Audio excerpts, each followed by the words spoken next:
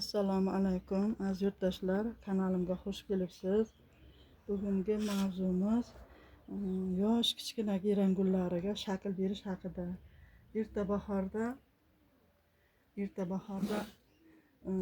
uyda 3 ta giran bor edi. Biri oq, biri katta qizil, biri mana bu 3-giran.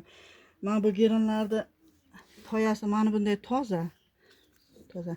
Faqat mana shu giranimiz tanasidan juda ko'plab mana bunday yosh nimalar chiqdi. Mana hozir ham san-sanoqsiz. O'sha hammasiga kuch bera olmaydi-da, bahor payti mana shunday kichkinagina bahor payti bilan mayda edi. Hozir kattarganda. Mana ikkitasini mana shundaygina qilib yulib oldik-da, keyin baklashkaga ekib, tomirlagandan keyin mana bunday to'kchalarga ekdik.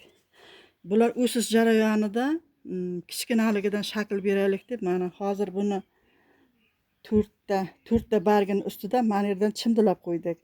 4 ta barg qoldirib, o'sayotgan barg o'rnini chimdilab qo'ydik-da, keyin yonidan mana shoxcha berib, mana chiroyli bo'ldi. Gullaydigan o'simliklar uchun 5 ta qoida bor-da.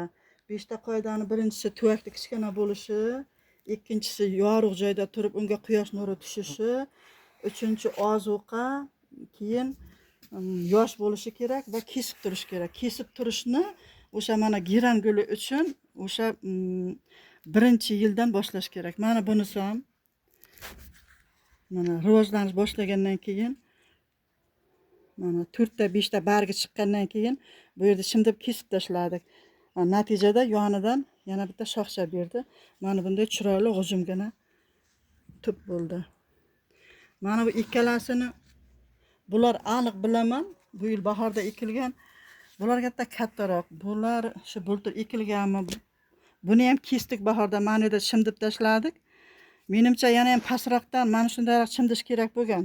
Chunki yana o'sha kesgan joyimizdan yana chiqdi-da, gulladi. Bu bulturgi. Bu ikkalasi bu yilgi, mana bu ikkalasi bu yilgi. Mana buni ham mana yerdan chimdib qo'yganmiz. Mana shakl berib, mana g'ujum bo'lib o'sishi uchun. Yonidan mana o'sa boshlagan. Shakl berish giran boshqa gullardan ko'ra shu giranga juda muhim. Chunki u g'ujum bo'lib o'ssa, shoxchalasa, shoxlari ko'p bo'lsa, ko'p gulxona ajratadi va chiroyli bo'lib gullaydi. Mana bu uzun bo'lib o'sgan giran guli edi. Mana shu yerda eng pastidan chiqqan birinchi novdachasi bor edi.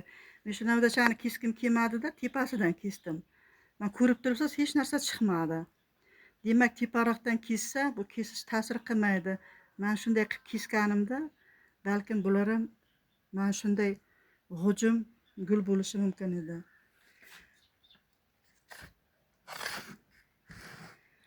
Endi shakl berishni ko'rsatdim. Yozlik issiq kunlarida hozir giran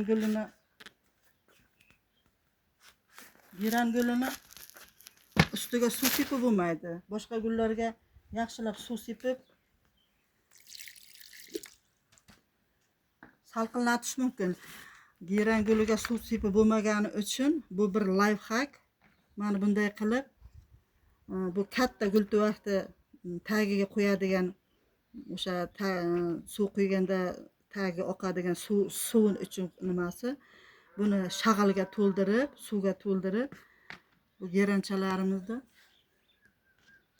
mana bunday joylashtirib chiqamiz. Buni bir bahya bo'lsa ham foydasi bo'ladi.